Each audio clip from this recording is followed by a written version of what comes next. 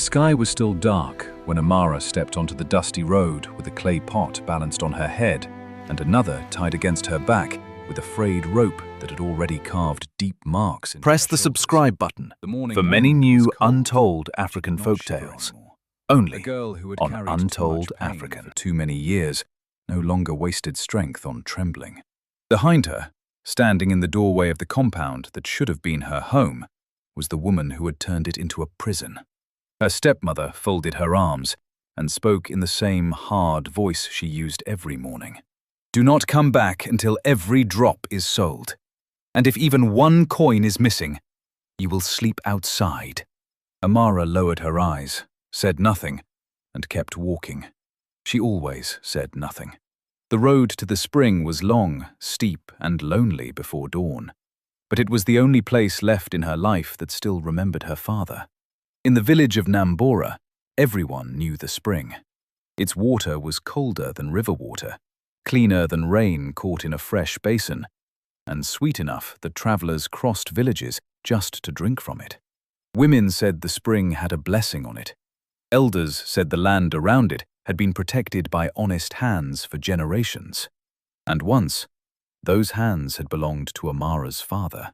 His name was Mosi, and before death silenced him, he had been one of the most respected men in that part of the kingdom. He was not rich in the way palace men were rich, but he had land, 3 donkeys, a millet field, and, most importantly, a name that meant something. When Mosi spoke, people listened. When he promised, people believed him. He was known as a man who could be trusted with land, livestock, and secrets. After Amara's mother died, he raised his daughter with a tenderness people still remembered. He used to let her sit beside him near the spring at sunset and tell her, "As long as this water flows, you will never be abandoned." But the dead do not stay to defend their promises.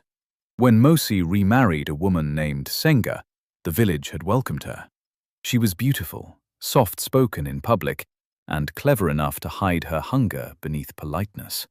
At first she called Amara her daughter, touched her cheek gently before others, and carried herself like a woman grateful to have entered a good man's home. But after Mosi fell sick, everything began to change. The sickness came during the flood season. It was not sudden enough to frighten everyone at once, but it was steady enough to weaken him day by day. He spoke less, he slept more, and as his strength drained away, Sengar's eyes began to rest longer on the compound, on the grain storage, on the donkeys, on the field, and most of all, on the spring. When Mosi died, she wailed louder than anyone. She beat her chest. She covered her head in ash. She called him her beloved husband. But before the dust of mourning had even settled, she had already started taking his life apart and rearranging it for her own purpose. The donkeys were sold first. Then the field workers were dismissed. Then Amara's mat was taken from the room near the courtyard and moved to a little storage shed behind the goat pen, where the roof leaked in the rain and rats scratched above the rafters at night. Sengar said it was only temporary, but temporary stretched into weeks, then months, then years. Before long, Amara was rising before dawn to draw water from the very spring her father had once called her inheritance. She would fill the clay pots in darkness, carry them to the market with raw shoulders and burning neck muscles, kneel in the roughest part of the trading ground, and sell that water cup by cup to strangers, while Sengar waited at home to collect every coin. Amara was never allowed to keep even the smallest amount. If a customer tipped her kindly, Sengar took it. If a buyer overpaid, Sengar counted it. If she returned with unsold water, Sengar complained that she was lazy. If she returned with empty pots, Sengar complained that she had not charged enough. There was no version of the day in which Amara was safe from blame.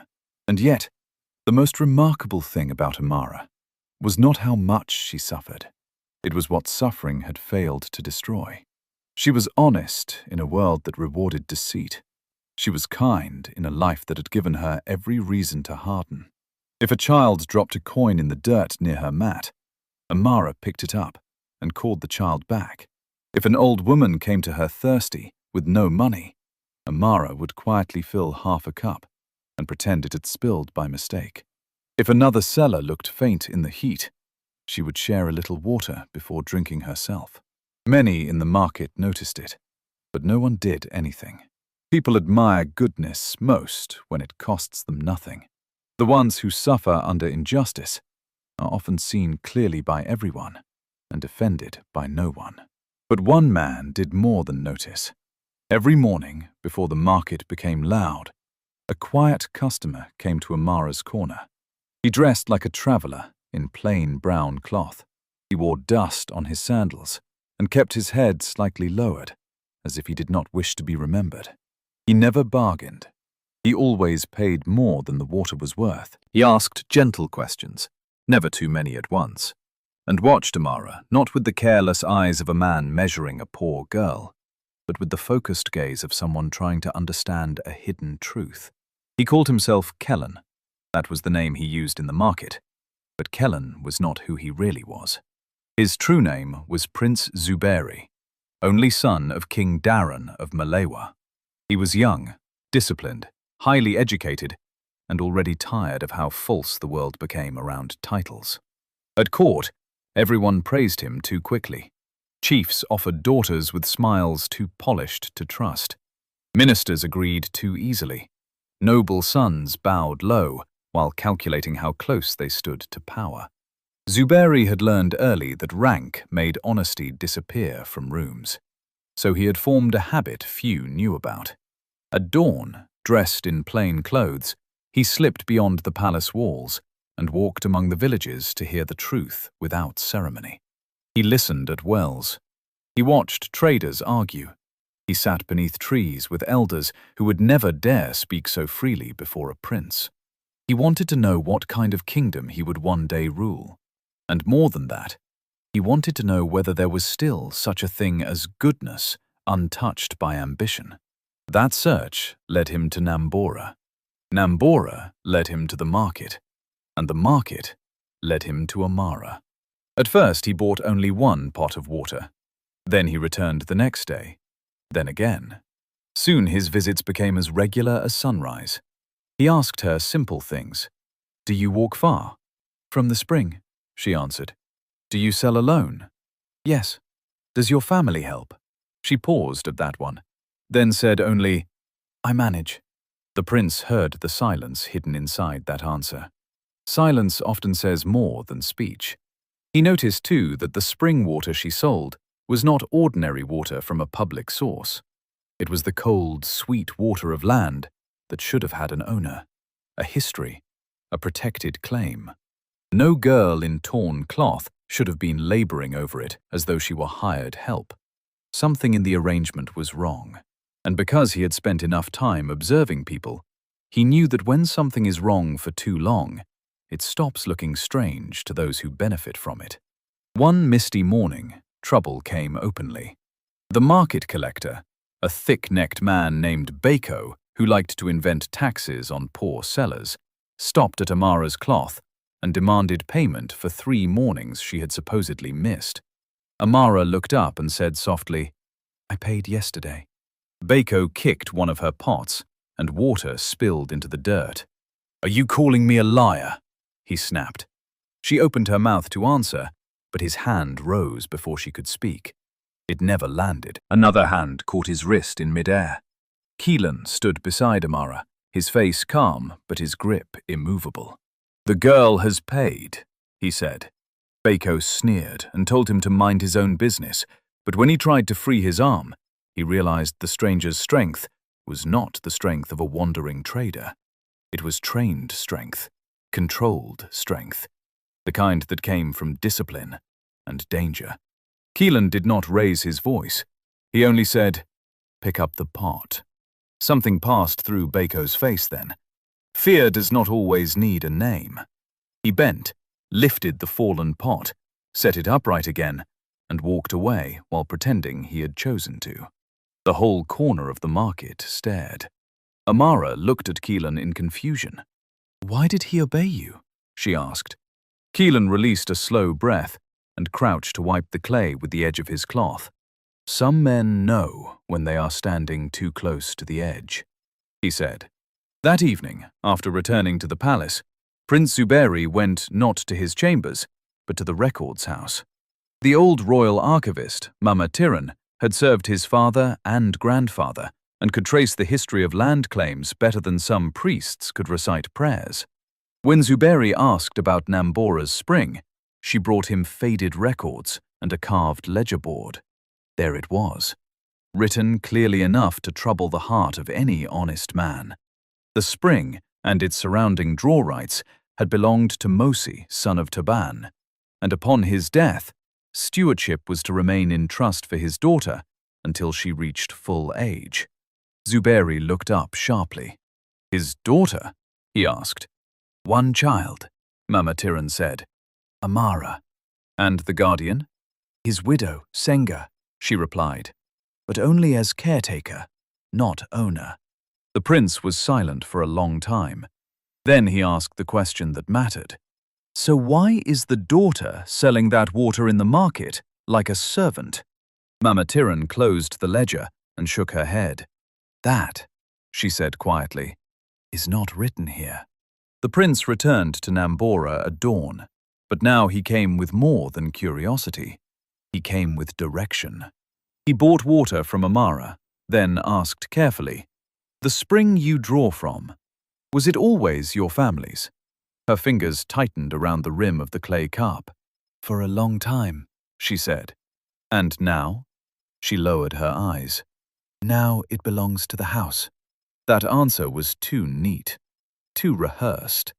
Later that same day, Zuberi sent his most trusted captain, Imani, into the village wearing plain cloth to speak quietly to those who remembered Mosi. By nightfall, the truth had begun to gather shape. Everyone knew Mosi had intended the spring for Amara. Everyone knew Senga collected the money. Everyone knew the local chief, a man named Ndale, had signed whatever Senga wanted in exchange for gifts and favors. Everyone knew Amara worked like a beast. No one had stopped it. Fear and convenience are close relatives. The prince might have acted sooner, if not for one more thing he needed to understand. Was Amara merely innocent, or was she truly rare? Suffering can make some people noble and others bitter. He needed to know which kind of soul she carried. That answer came on a hot afternoon when he followed at a distance after the market closed. On the roadside, beneath a fig tree, sat an old woman holding a weak, crying child. Her calabash was empty, and the child's lips were dry. Amara had only a small amount of water left, the portion Senga allowed her to bring home for washing. She stopped, knelt, and poured clean water into the old woman's cup. Then she broke her own cassava in half and offered part of it too. The woman protested. "Child, what will you take home?" Amara smiled faintly and said, "Less fear than if I had walked past." The prince stood across the road, unseen, and watched her do it. Something inside him settled. This girl did not only endure injustice, she resisted becoming like it. But while truth was moving toward Amara, greed was moving toward her too. Markets carry gossip faster than wind. Senga soon heard that a quiet man with good coin had taken a regular interest in her stepdaughter. The moment she heard it, her cruelty put on perfume. That evening, when Amara returned with empty pots and aching feet, Senga met her at the gate with a smile and a bowl of hot stew. "My daughter," she said sweetly, "you work too hard. Come inside. I have washed a better wrapper for you. A girl should look presentable." Hope leapt in Amara's chest before wisdom could stop it. The hungry heart is easily deceived by sudden softness. She thanked Senga quietly and ate the meal she was offered.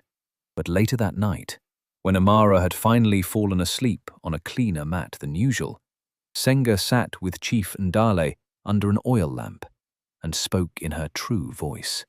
"If the stranger has money," she said, "the girl can bring a fine bride price before planting season." Ndale chuckled and asked what if he had less coin than expected. Senga shrugged. Then old Moreno will take her. He is rich and wants a young third wife. Either way, once she is gone, no one will keep asking whose spring it is. Outside the thin wall, listening from the darkness, stood Prince Zuberi. In that moment, pity hardened into resolve. The next morning he came early. Amara's wrapper was cleaner, but her face was clouded with unease. He noticed immediately. "You look as if good fortune has knocked too loudly," he said. She gave a tired half-smile. "Sometimes kindness arrives with too many eyes behind it." He was silent for a moment, then asked, "If you were free to choose your own life, what would you do?" The question startled her. No one had asked Amara what she wanted since her father died. She stared into the little cup she was filling and answered slowly, almost as if the words had to be remembered from another life. "First, I would sleep until sunrise," she said. He laughed softly. "And after that?" She looked east, toward the road that led to the spring, and beyond it, the land her father once walked. "I would rebuild the spring house. I would plant guava near the path, so travelers could rest in shade. I would let widows draw water without payment. And I would save enough coin so no child in my care would ever be sold to hunger." The prince felt the answer go through him like clean water. Even in dreaming, she thought not of revenge or luxury, but of shelter. In the days that followed, he gathered proof with growing speed. Mama Tiran uncovered the trust notation naming Amara as rightful heir. A stonecutter admitted he had once chiseled Mosi's boundary mark away after being paid to do so. An elderly midwife remembered hearing Mosi, in his final weakness, say with his own lips, "The spring is my daughter's. Protect her." Captain Imani learned that Chief Ndale had accepted silver bracelets and 2 goats from Senga in exchange for formalizing a false ownership claim. That was enough to expose the scheme. Still, the prince wanted Amara to hear the truth first, in private, before it thundered over the village. So he returned to her one evening and said, "When the moon rises, come to the spring. Bring no one. If you do not trust me, do not come. But if you want to know what was taken from you, come." All night her thoughts fought with one another. But at moonrise, she went. The spring shone silver in the dark. Crickets pulsed in the grass. Kellen stood near the stone basin, no longer merely a customer, but a man carrying news heavy enough to split a life in 2. He told her what the records said. He told her that her father had left the spring to her. He told her that Senga had never owned it, only held it in trust. He told her that Chief Ndale had helped make the theft look legal. He told her that plans were now being made to sell her into marriage before she could ever reclaim what was hers. At first, she did not speak. Then one word broke from her lips. "No." It was not disbelief. It was the sound of grief finding a name. Her knees bent, and she almost fell. Kellen stepped closer but did not touch her. Tears slid down her face as she whispered, "My father knew. He tried." "He tried," Keelan answered. For a long time, the only voice between them was the sound of water over stone. Then Amara looked up, and though her face was wet, something stronger had begun to rise inside her. "What do I do now?" she asked. Keelan replied gently, "You speak, and this time, you do not speak alone." The confrontation came faster than either of them expected. Sengar had grown impatient. The very next evening, she dressed Amara in a bright wrapper and ordered her to sit by the hearth while Chief Ndale and old Moreno visited. Amara understood at once what was happening. She was being displayed like livestock. Moreno was wealthy, heavy, and old enough to have known her father in younger years. His smile was the kind that makes even the air feel unclean. "She is quieter than I expected," he said, looking her over. "She is obedient," Sengar answered proudly. Chief Ndale added that she was hard-working and strong enough for a large household. Amara's stomach twisted. Then a voice came from the doorway. "Strong enough, perhaps, but not for sale." Everyone turned. Keelan stood there, with Captain Imani behind him, and one of the Royal Archive assistants, carrying copies of the trust record. Sengar rose to her feet in outrage and demanded to know who dared enter her house. Keelan stepped forward and said, "The man who is tired of hearing theft described as guardianship." Chief Ndale's face shifted. Fear recognized danger before pride could deny it. Keelan turned to Amara. "Ask her," he said quietly. "Ask who owns the spring." The room fell silent. Amara's hands trembled, but when she spoke, her voice was clear. "My father left the spring to me, did he not?" Sengar laughed too quickly and said Mossy had left only confusion and debt. The archive paper was laid on the low table between them. Chief Ndale's eyes flashed toward it, and away. Keelan said, "The records disagree." Ndale snapped that records could be mistaken. Captain Imani replied, "Can bribes not?" Amara looked from face to face as the hidden map of her life unfolded in front of her. Then she looked at Sengar and asked the question at the center of everything. "Did you know, all this time, did you know the spring was mine?" The mask finally cracked. "Yes," Sengar spat. "Yes, I knew. And what of it?" The room seemed to breathe in all at once. Sengar stepped forward, and the bitterness she had hidden for years poured out at last. She spoke of how Mossy had loved Amara too much, how the village had always looked at the girl as though her future mattered more, how Sengar had refused to let her own children live in another woman's shadow. "You think goodness feeds a house," she snapped. "You think soft eyes protect land? No, coin does. Position does. I took what I had to take." Amara stared at her with a pain too deep for tears. "You took a child," she said, "and called it wisdom." Sengar answered, "I took opportunity." Amara shook her head slowly.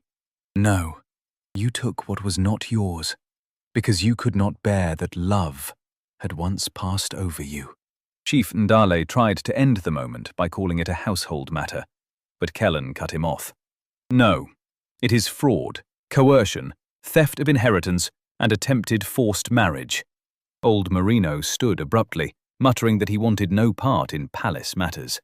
The word palace changed everything. Sengar's eyes moved from Kellen to Captain Imani, to the documents, and back again. Terror entered them at last. "Who are you?" she whispered. Kellen's face was unreadable.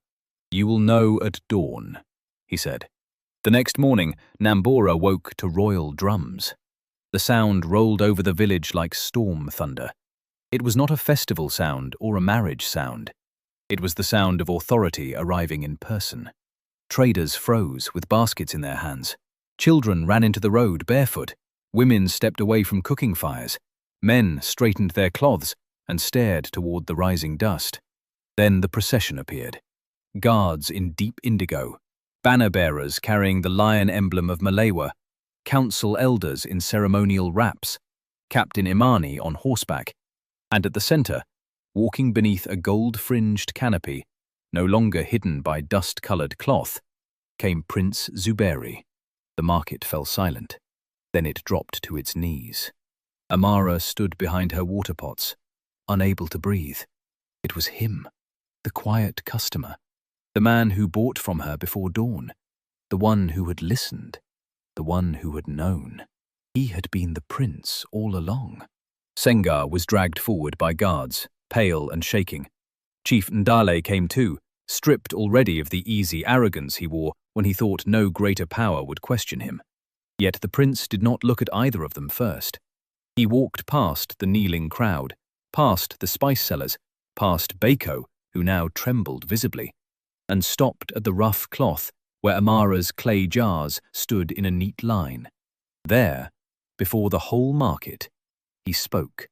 "Amara of Nambora," he said, and his voice carried cleanly across the silence. "For many mornings you sold me water at a fair price without knowing who I was. You gave honest measure. You shared with the thirsty. You remained kind when you believed no power was watching. That is the truest proof of character I have yet found in this kingdom." Then he turned to the elders and ordered the record read. The archive assistant unrolled the trust document and read aloud that the spring and its draw rights belonged, and had always belonged, to Amara, daughter of Mosi, with Senga named only as temporary guardian. A murmur moved through the market. Then testimony followed. The stonecutter spoke. The midwife spoke. The clerk who had witnessed Ndale's altered registration spoke. Piece by piece, what had been buried was pulled into daylight. At last, the prince lifted his hand and gave judgment. "Hear the ruling of Malewa," he said. "The spring of Nambora belongs, and has always belonged, to Amara, daughter of Mosi. From this morning, it is restored to her in full."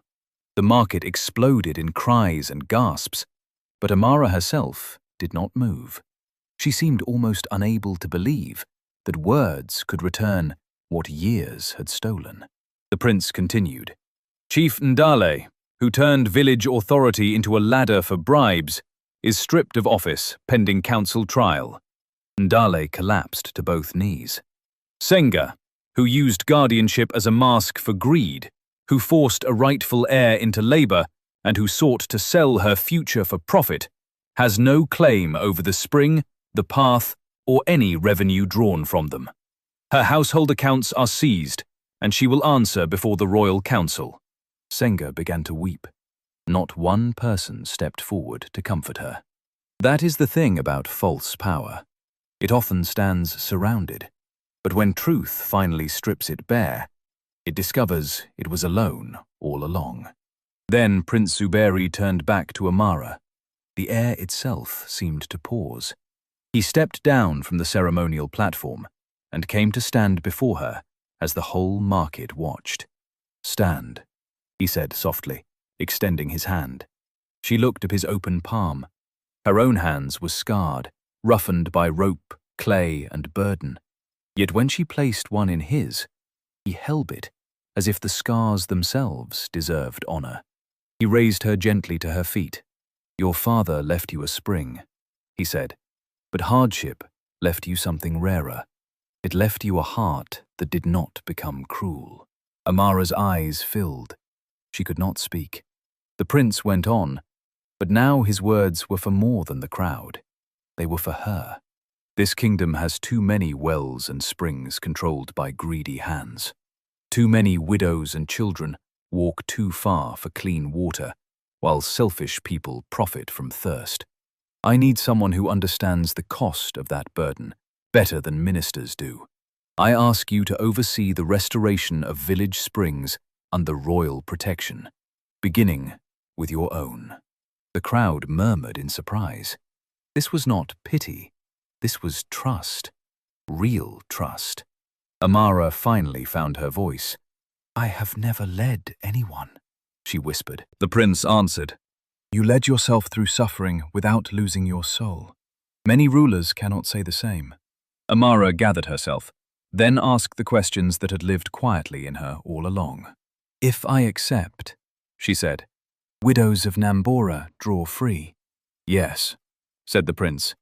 "The market tax on water sellers ends." "Yes." "No girl can be forced into marriage over inherited land without council review." The prince smiled faintly. "Yes." She looked at him, then at the spring road in the distance, then back at the people who had watched her kneel in dust for years. "Then I accept," she said. The cheer that rose from the market shook even the birds from the trees. Change did not happen in one day, because real justice is not a speech. It is work. Under royal order, the spring house was rebuilt in stone. A shaded bench was placed nearby for travelers and the elderly. Guava trees were planted near the path, just as Amara had once dreamed. Widows received free draw rights. Children could drink without payment. The unjust water tax was abolished. Similar reforms spread to neighboring villages. Amara traveled from settlement to settlement, listening to women who walked before dawn as she once had, speaking with children who missed learning because thirst stole their mornings, and ensuring that no local official could turn survival into profit so easily again. Everywhere she went, people were startled that the young woman serving as Royal Commissioner of Springs sat on reed mats with them, drank from common cups, and asked questions before giving orders. But that was precisely why she succeeded. Power had not erased her memory. It had deepened her mercy. As for Senga, the Royal Council found her guilty of fraud, unlawful coercion, and abuse of inherited trust. She was not killed. Some punishments are too quick to teach anything. Instead, she was stripped of authority and ordered into years of supervised labor in public grain houses, counting and carrying what she had once stolen from others. Chief Ndale was replaced by a steward chosen openly by council vote. Bako lost his post and discovered that bullying looks much smaller without a badge of petty power behind it. Old Moreno returned quietly to his home and never again asked for a young bride. Months passed, then seasons, and somewhere between rebuilding work, village travel, dawn inspections and council meetings, something gentle began to grow between Amara and Prince Zuberi. It did not arrive like lightning. It came like rain, filling dry ground so slowly that one morning you simply realize the land has become green. He sought her counsel. She challenged him when he sounded too much like a prince and too little like a man who had once stood beside a market gutter before dawn. He laughed more freely with her than with anyone at court. She saw the loneliness that rank had wrapped around him. He saw the strength hidden beneath the quietness of a girl the world had mistaken for powerless.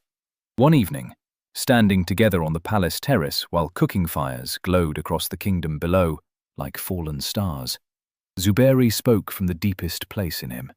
"When I first came to Nambora," he said, "I thought I was searching for the truth about land, but I was really searching for the truth about people. I found it kneeling beside clay pots in the dark." Amara looked at him in silence. He continued, "I will never ask you to choose me out of gratitude. Gratitude can become another chain. But if ever you would choose me as the man who kept returning for one more cup of water, then I would count that as the greatest honor of my life." Tears shone in Amara's eyes, but her smile came easily this time. "You were never an easy customer," she said. "You asked too many questions." He laughed. "And yet you kept serving me."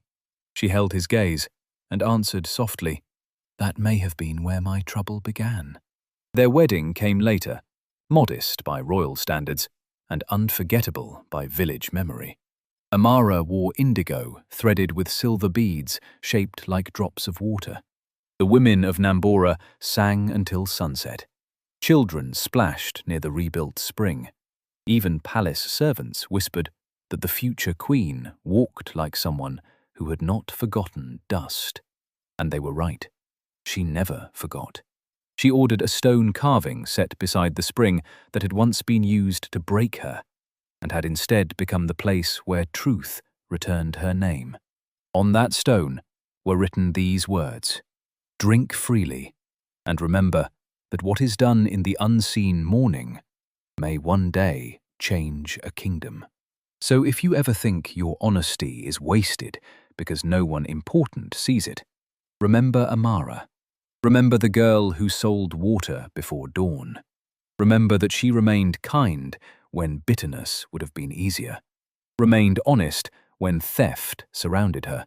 Remained human when cruelty tried to train her otherwise. And remember this above all: the truest witnesses do not always arrive wearing crowns. Sometimes they come in dust-colored cloth, carrying silence. Press the subscribe button for many new untold African folktales, only on Untold African.